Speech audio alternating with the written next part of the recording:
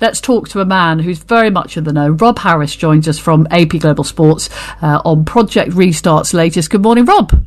Hiya, Rob. How are you finding lockdown? I suspect you're keeping yourself rather busy. Yeah, it does seem quite a cycle of repetitive discussion of scheduling and when we'll get the game back underway, but it has certainly been kept busy by all the infighting. So tell us, Rob, we were chatting just in the previous segment that, in Germany, what's happening, developments. Where are you at, Rob, with seeing the forward move for football?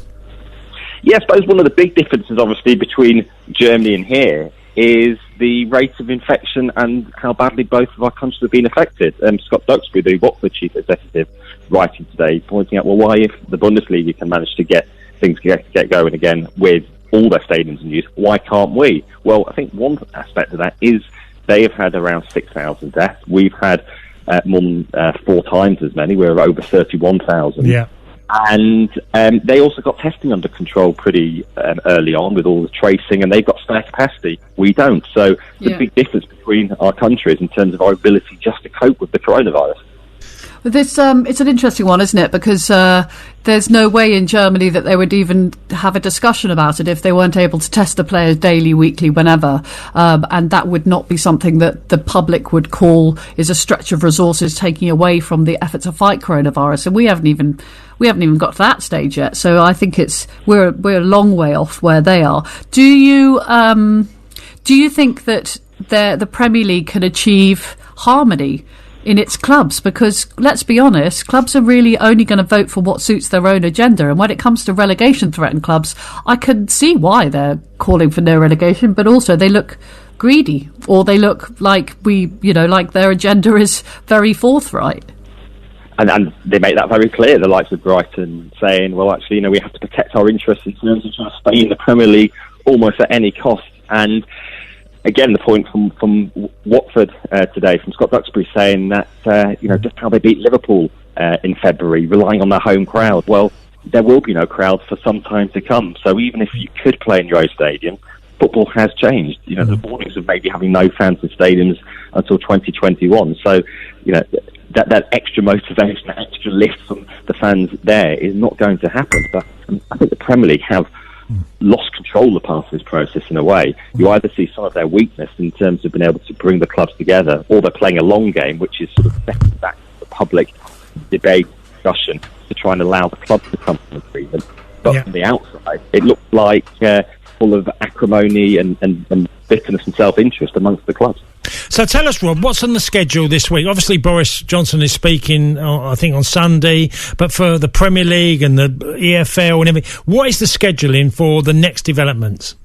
Yeah, Monday is the next meeting of the Premier League clubs. That's obviously the morning after we hear from Boris Johnson on just how there might be some loosening of the lockdown, but it doesn't seem it will be that significant. One of the key things talked about for the Premier League clubs to discuss is the issue over contracts, and the fact so many contracts expire on June the 30th, so they need to find a way of extending those into July. And then we also could find out more about the fate next week of the EFL, and particularly Leagues 1 and 2, which, as we heard from Rick Parry during the week, they look really in jeopardy in terms of their ability to finish the season. It's just so costly for those clubs to try to extend deep into the summer, particularly when there's just that lack of gate receipts and matchday revenue that are so reliant on to fund the club. I've got two questions, Rob. The first one is, I can't find any contributions from football to football yet, as in the Premier League obviously announced the preliminary package, which was EFL clubs get paid their August or their July money, early, which that was the first thing they did. But where rugby league's been bailed out by the government aren't going to bail out football. Well, they're certainly not going to bail it out right now, and everyone's still looking to the Premier League for that. Yeah, and the money that was sent down from the Premier League to the EFL was very much advancing cash that was already due. This is not new money that's being created. The Premier League did donate some money towards the NHS, but it does seem that the football industry itself, lower down the pyramid, is the area in need of help. And we've not really seen a collective effort. We've not seen a coming together of all the parties, even to sort of speak as one in a press conference to talk through other issues and to look united and just to outline the challenges that they do face. Because the MPs called Rick Parry for questioning the other day, that we heard quite a good significant amount of detail from the EFL. Yeah, and the other question I have is, I'm concerned that the Premier League might put itself forward for something like we just talked to the Bundesliga correspondent actually, but I'm concerned that the government's desire for something to boost the country's mood, which they've definitely labelled as football, Premier League football, puts the Premier League in a position where they become a kind of, not a political pawn, because it's not about scoring points, but where they become beholden to the government to do something that they're not comfortable doing, or to do something that sees football return too early with bad circumstances. And I realise that makes me sound like a real poo-pooer and like a real Debbie Downer on everything, but I am concerned that as soon as politicians weigh into football and sport, that there's not normally a good outcome, actually. No, and the fact they have actually been using the Premier League to try to lift national morale. They openly talk about it. I mean, the year started with them talking up the World Cup bid for 2030, really getting on the back of that to try to perhaps get some reflected glory. But it completely is the opposite from the position in the Netherlands, in France, where those governments have called off sport. They're the ones taking a very cautious approach and saying there can be no sport for months. And I suppose that looks quite confusing to us when we see the government here trying to accelerate the push for the return of the Premier League. And that comes obviously with all these divisions. I do think back though to Jose Mourinho, who was saying around February time that he wishes it was July and the season was already over. Well, it could get worse, which the fact that actually in July the season's still going on. I think what's clear, Rob, is that even when we do get to the stage of playing again, there's still going to be a catalogue of things to deal with, isn't there, from what's happened in this period?